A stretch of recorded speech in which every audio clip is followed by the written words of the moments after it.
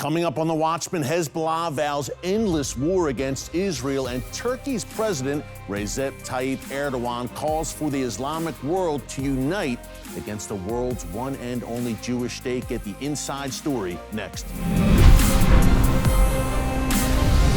Hey folks, Erick Stakelbeck here. Welcome to the Watchman Newscast. We've been telling you here about the ring of fire that surrounds Israel on all sides, an Iranian-backed ring of fire. Now, in yesterday's live stream, we told you about an Iranian-backed Iraqi militia launching drones, a steady stream of them, at Eilat, Israel's southernmost city, over the past few weeks. So what we see is really the 7 rings in that ring of fire, folks, starting to ignite. We've got Iraq. We've got, of course, Syria, Lebanon, Gaza. We've got Yemen. We've got the West Bank, also known as Judea and Samaria. And, of course, we've got Iran itself. But the most lethal proxy that the Iranian regime wields is obviously Hezbollah. And since October 8th, the day after the October 7th massacre, Hezbollah has been launching daily barrages of rockets, missiles, and attack drones at Israel. And it seems, according to Lebanese media, that there is no end in sight. They are reporting that Hezbollah says they are willing to continue their onslaught against Israel for at least the next year. Now, folks, I don't think Israel is going to wait that long. Eventually, Israel is going to have to act, and act decisively and forcefully against Hezbollah because, number one, you've got at least 60,000, perhaps as many as 80,000 Israelis evacuated from their homes in the north along that Lebanon border. More on that in a minute, but that must be dealt with. The current status quo, if you can call it that, is simply unsustainable for Israel. You cannot have an entire region of your nation essentially shut down, essentially a ghost town for months on end. Eventually, that will have profound implications for a nation's economy. So Israel must act against Hezbollah. Look, we've seen Israeli soldiers killed. We've seen Israeli civilians killed as part of this Hezbollah onslaught since October 8th. And quick reminder, Israel on October 7th with Hamas and on October 8th did not start this. Things were quiet in the north. Hezbollah made a unilateral decision, with prodding, no doubt, from their Iranian masters, to begin a daily barrage of rockets, missiles, and drones at the communities of northern Israel. We talk about an uptick here, folks. We have seen this month alone over 1,000 rockets and missiles launched from Lebanon into northern Israel. Every month, the numbers have been increasing. It's been very noticeable. And what do you notice about that? To me, it's a clear sign that Hezbollah has become emboldened. And now we have these reports that Hezbollah says, look, not only will we continue this for at least the next year, but we're going to kind of up the ante, so to speak. We may try to launch precision-guided missiles at sensitive sites in Israel. Perhaps we will try something inside Israel, in Israel proper. Perhaps we will use new technology supplied by Iran and Russia to maybe even shoot down Israeli fighter jets. It may sound implausible, folks, but in today's Middle East, you can expect the unexpected. And Hezbollah is digging in for the long haul. And folks, the big question is, what does Israel do? This tit-for-tat type situation where Hezbollah strikes each day, Israel responds each day. Look, on one hand, Israel has had a highly effective response in that we've seen a number, as we've documented here on the newscast, we've seen a number of top Hezbollah commanders eliminated by the IDF over the past several months, and over 300 Hezbollah fighters have been killed in these engagements. And yet, again, tens of thousands of Israelis evacuated from their homes. Look, folks, I was in Israel a few months ago. I was in a hotel in the Galilee, and 90% of the people staying with us were residents of the north who live along the Lebanon border. They are literally living out of suitcases in hotels, again, with no clear date for when they can return home. People have been asking here in our comments section and in our live streams how they can help Israel. Tens of thousands of Israelis are evacuated from their homes in the north, along that Lebanon border, and in the south, of course, along the Gaza border as war rages. It's the most difficult time for the Jewish state since its miraculous rebirth in 1948, and we want to help. We've been partnering here on the channel with some great Israeli organizations in order to fulfill the biblical mandate to bless Israel, especially now in its time of greatest need. And when it comes to blessing and aiding the people of Israel, it doesn't get any better than Magen David Adom. It's Israel's emergency medical system. 35,000 paramedics, EMTs, and first responders. They answer every emergency medical call in Israel, and they dispatch every ambulance, and that's not all. Magen David Adom also maintains Israel's blood supply. It's a mostly volunteer force at Magen David Adom, and they're on the front lines every day as Israel fights for its very existence. Since October 7th, 30 paramedics and EMTs have been killed in the war, and 17 ambulances have been destroyed.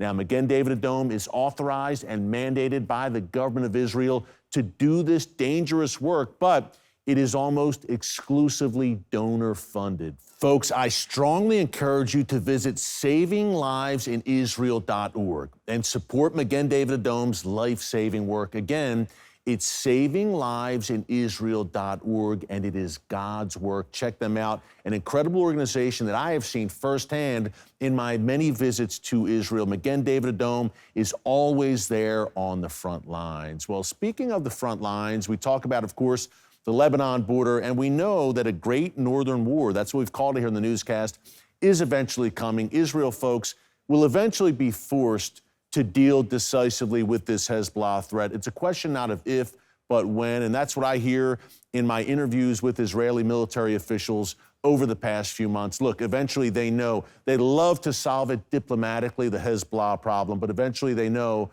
there is a showdown coming that will be much more intense and broader than these daily battles we've seen since October 8th. In the meantime, we also have the enemies of Israel rallying in the diplomatic realm. Of course, not only the International Criminal Court, the International Court of Justice, the UN, with various anti-Israel statements and resolutions and actions, but Turkish President Recep Tayyip Erdoğan, one of the usual suspects that we've talked about here on the newscast, he in recent weeks has made a lot of declarations about Israel, which can frankly be called insane.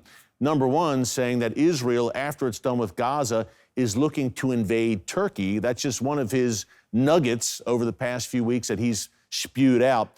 But now today, Erdoğan in a speech really took it to another level. He called on the Islamic world to unite against Israel. Now, it wasn't clear if he meant military action, but he said to the Islamic world, what are you waiting for?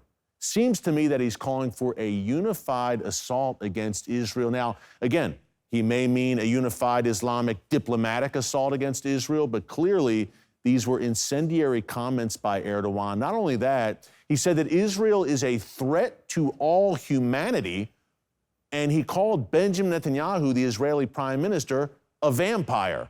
Other than that, it was a perfectly calm and reasonable speech by Recep Erdoğan. But folks, in all seriousness, I've called Turkey under his radical rule. Remember, Erdoğan is Muslim Brotherhood through and through.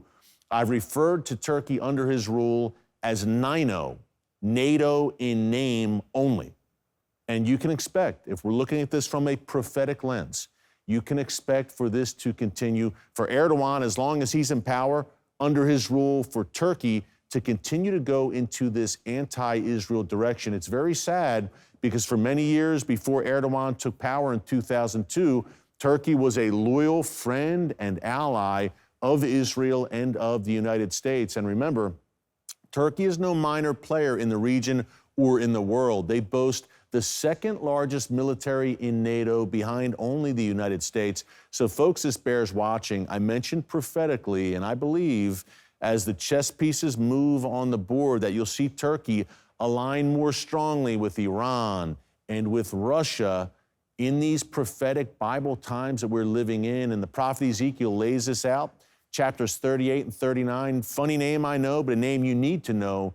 the war of Gog and Magog. And I believe that Turkey will be a part of that last days or latter days, as Ezekiel calls it, confederation that comes against Israel. Here's the good news. They don't get very far, and that's your teaser. I'll tell you, or I'll have you read up on it yourself. Check out Ezekiel 38 and 39, but they don't get very far, needless to say. But what you are seeing right now are birth pangs, and you're seeing Turkey take a turn that Ezekiel talked about over 2,500 years ago. And by the way, as we close, when we talk about blessing and cursing Israel, Recep Erdoğan should know this very well. A member of the Turkish parliament a few months ago literally cursed Israel, and it didn't last very long after that. Take a look. Allah'ın gazabından kurtulamayacaksınız. Hepinizi saygıyla selamlıyorum.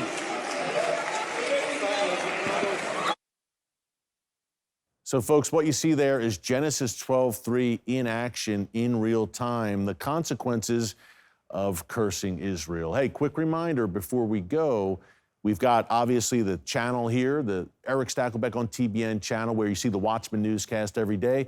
Be sure to subscribe if you haven't yet. But also, we've got a brand new channel here on YouTube for our nightly show on TBN. It's called Stakelbeck Tonight, every weeknight on TBN, Monday through Friday at 7:30 p.m. Eastern Time, with a re-air at 10:30 p.m. Eastern Time. You can subscribe to the new Stakelbeck Tonight channel right here on YouTube. It's at Stakelbeck Tonight. Check that out. Until tomorrow, thanks so much for joining us. God bless you. And remember, never hold your peace. Hey everyone, thanks for checking out the Watchman Newscast. Make sure you hit the subscribe button so you never miss an upload, and tap the bell icon so you're notified every time a new video is posted. And don't forget to share your thoughts, insights, and comments below. Thanks for watching. We'll see you back here tomorrow.